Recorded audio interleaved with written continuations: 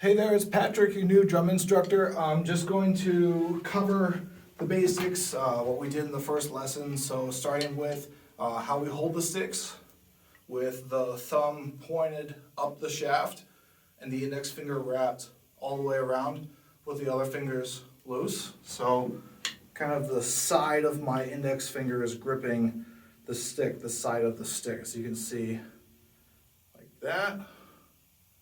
And then my other fingers are like this,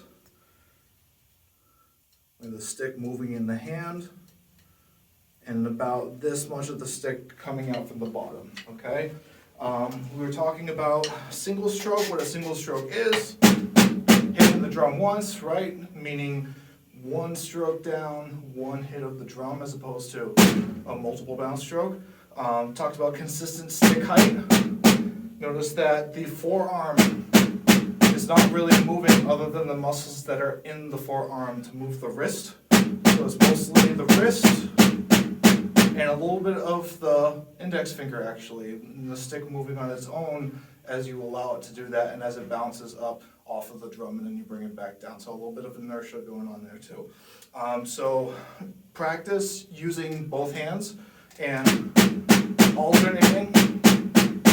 You want it to look the same, uniform each way. Remember that the wrists need to be rotated inwards, so we don't have the thumb pointing upwards. Instead, we have the back of the hand pointing upwards, because our wrist naturally wants to make this motion, and on the thumb facing up naturally wants to make this motion. So it's going to be easier on the tendons, and it's going to be also easier for you to play fast and accurately. So what I'm going to do now is go over the groove. We were talking about the three different pieces, which we ended up modifying and playing the bass on 2 and 4 along with the snare on 2 and 4, but I'm also going to model the bass drum on 1 and 3. You should be able to hear it even though you can't see my foot, okay? So here's the groove with the bass on 1 and 3, snare on 2 and 4, and playing eighth notes here. Again, hitting the edge of the hi-hat with the shoulder of the stick. Okay, ready? 1, 2, 3, 4. 1, 2, 3, 4. Okay? Now I'm going to play with the bass on 2 and 4. Ready? 1, 2, 3, 4. 1, 2, 3, 4. Okay? Remember I mentioned we can cross or not cross. It's up to you. If you want to play it that way instead, that's fine. Just keep in mind that when you switch to play on a cymbal such as the ride, your hands are switching roles, right? So we talked about the right hand kind of being like the cymbal hand and the left hand being the drum hand.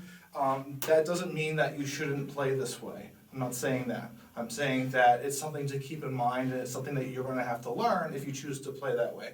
That being said, there are benefits to playing this way, and there are also, opportunities and situations in songs where we may end up playing this way. So it's good to learn nonetheless. If you're more comfortable crossing, we just need to remember we don't want to bring that stick up too high so we're not hitting the stick in the right hand as we're trying to play on the hi-hat, okay? So we talked about what's going on in the hi-hat. It's eighth notes. They call them eighth notes because you can fit 8 of them in a measure, and so there's 2 per beat. So 1 and, that's a beat. 1, okay? 1, 2, 3, 4. I just played 8 eighth notes. And so what we did is we broke things down, starting with the hi-hat twice, and then the hi-hat and the snare, okay? And then the hi-hat by itself again. And so that's the pattern. If we add the bass drum into it, it's hi-hat, hi-hat, everything, hi-hat. And that just repeats. Okay? So practice that. If you need to take the bass drum out of it, go ahead and take the bass drum out of it. That's okay. We can focus on the hands first if you'd like. And when you get more comfortable with it, try playing it along with the song, Back in Black. So I'm going to demonstrate the fill for that song right now. We were going over and demonstrating going over to the ride and then the Back in Black part at the end, okay? So the fill starts on beat 1 of the 4th measure. So again, we're talking about measures, musical sentences, okay? So the fourth time we're counting to 4, on the second count, we're starting this fill. So it's 3, 4, 1. Okay? And what I did is I hit the snare and then I hit the hi-hat, and I did that 4 times in succession. 1, 2, 3, 4, crash. Okay? I'm going to put that into context by playing the groove.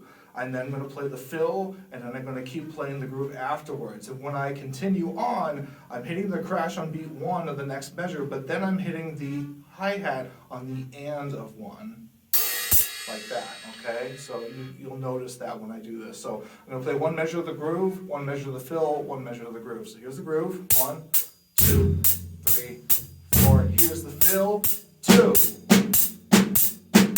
1, 2, 3, 4, okay?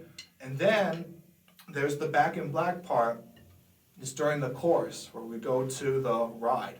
So when we go to the ride, we're actually still hitting the crash cymbal here. So we're playing the fill, and